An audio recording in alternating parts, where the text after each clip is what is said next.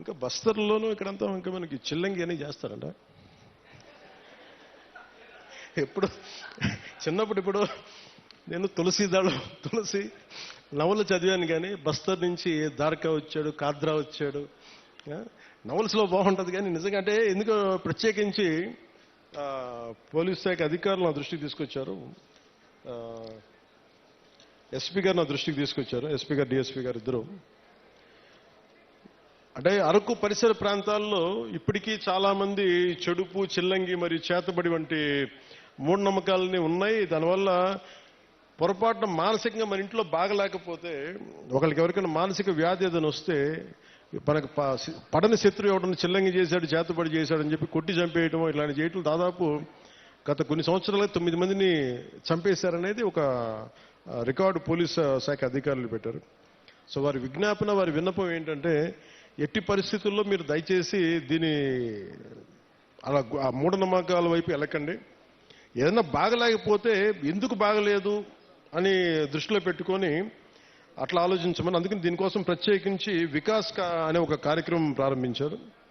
ఈ పై విషయాలన్నింటినీ, అంటే దీనికి గల కారణాలను పరిశీలిస్తే మూఢనమ్మకాలని మనకి ఇంట్లో వాళ్ళకి బాగలేకపోతే చేతబడి చేశాడు, చిల్లంగి చేశాడు అవన్నీ సినిమాల్లో బాగుంటాయి, నవల్స్లో బాగుంటాయి. నిజానికి మన మనసుకు మించింది ఏం లేదు. అంటే మీ మైండ్ చెడు మంచి అనేది ఏంటంటే, ఒకడు పోవాలని కోరుకుంటున్నా అదే చెడు, అంతే, అదే చేతబడి. అందుకే ఇలా కాకుండా మీరు ఆలోచించాల్సింది, ఎవడు మన గురించి ఎంత చెడు చేద్దాం అనుకున్నా మనం యాక్సెప్ట్ చేస్తే తప్ప, మనల్ని ఓడించాలి నేను అసెంబ్లీలోకి అడుగు పెట్టం అని చెప్పి ఇంత కంకణం కట్టుకుంటే నువ్వెవడు ఇలాంటి చేతబడులు చేయడానికి? ఇలా చూడండి, మనంటే పట్టణంలో ఎప్పుడు మాట్లాడతారు, అందువల్ల. కానీ మనం ఎలా ఎదుర్కోవాలి?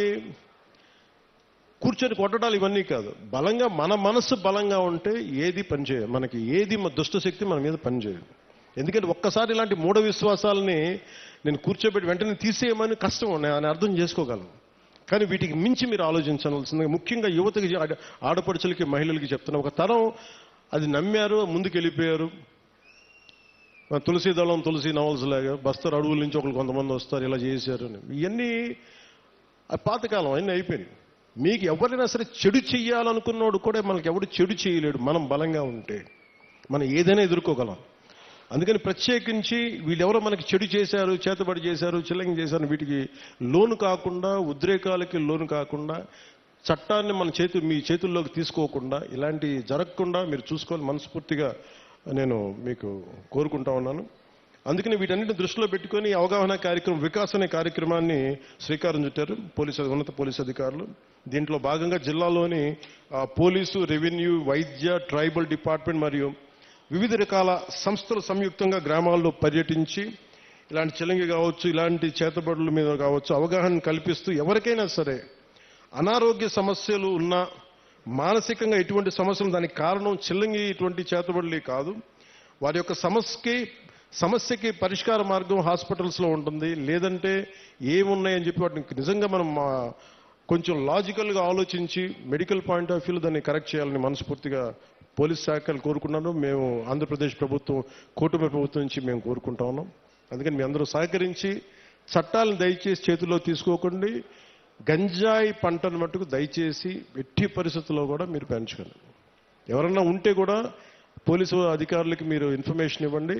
నేనేం కోరుకున్నా అంటే, పోలీసు అధికారులు కూడా, మీ గతంలో కూడా పాడేరు సభలో కూడా చెప్పాను, ఇది సామాజిక ఆర్థిక సమస్యగానే చూస్తాం తప్ప ప్రజలకి వీళ్ళు ఎడ్యుకేట్ దెమ్, వాళ్ళకి కొంత అవగాహన కల్పించి అటువంటి వైపు వెళ్లకుండా మీకు ఉద్యోగాలు వచ్చేలా, జీవనోపాధి కల్పించేలా ఈ ప్రభుత్వం మరింత శ్రద్ధ తీసుకుంటుంది, మరింత బాధ్యతగా ఉంటుంది మనస్ఫూర్తిగా తెలియజేసుకుంటూ,